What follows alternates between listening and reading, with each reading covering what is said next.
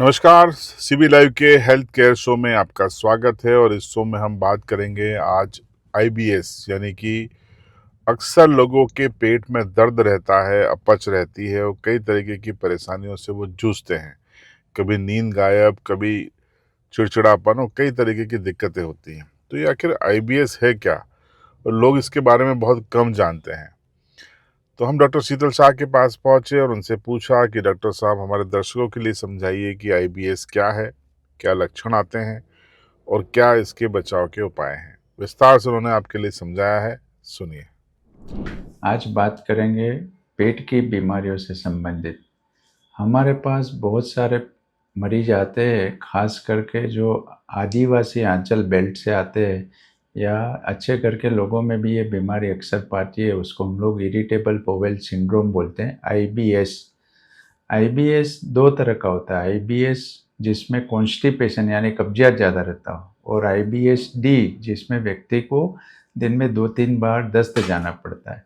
तो आईबीएस कब बोलते हैं? जब भी कोई व्यक्ति मरीज अस्पताल में आता है जिसको 3, 4, 6 महीने से पेट में गुड़गुड़ होना, पेट में भारी होना, पेट साफ नहीं होना, पेट में गदना, काटना, पेट में कूदना, डकारे आना या गंदी गंदी पाद आती हो या मुंह में से स्मेल आती हो, तो ये सब लक्षण आईबीएस इरिटेबल बोवेल सिंड्रोम के होते हैं, जिसमें व्यक्ति को ऐसा महसूस होता है कि मेरा पेट बराबर काम नहीं कर रहा है। ये पेट और दिमाग दोनों से संबंधित बीमारी है।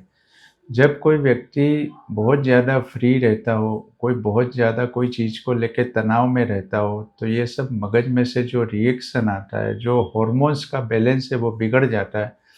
तो जो अपनी आँत नॉर्मल काम करती है कि खाना खा के जो काम की चीज़ें वो शरीर में आ जाती है, वो कचरा जो लेट्रिन में निकलना चाहिए वो निकल नहीं पाता है, इसलिए पेट का बैलेंस बिगड़ जाता है।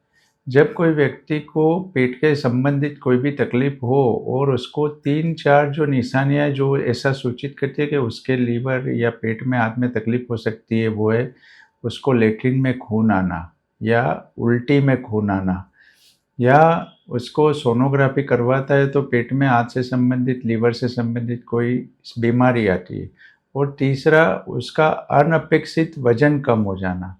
जब कोई व्यक्ति का वज़न कम हो 10% से ज़्यादा 6 महीने में, तो उसको शारीरिक तकलीफ होने का चांस रहता है।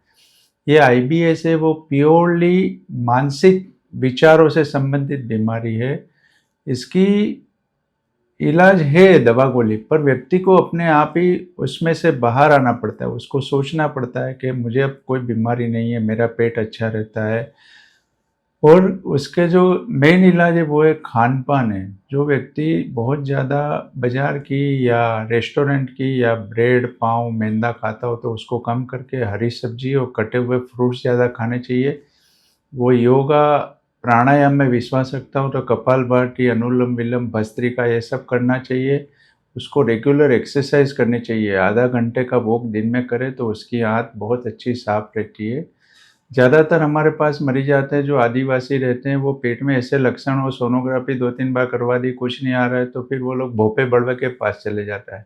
भोपा बड़वा उसको डाम दे देता है, तो वो डाम की पीड़ा की वजह से वो अंदर की पीड़ा भूल जाता है, तो उसको ऐसा लगता है कि मेरे पेट की डाकण मर गई है। अंधविश्वास भी बहुत ज़्यादा है, इसलिए अपने एरिया में जो बड़वे भोपे हैं उनका भी बहुत धंधा चल रहा है। पर ये शरीर की बीमारी नहीं है, प्योरली मन की बीमारी। अगर व्यक्ति अपने विचारों पे कंट्रोल रखे, खान-पान में ध्यान रखे और कॉन्फिडेंस बढ़ाए, तो ये बीमारी ठीक हो जाने का चांस बहुत ज़्यादा है।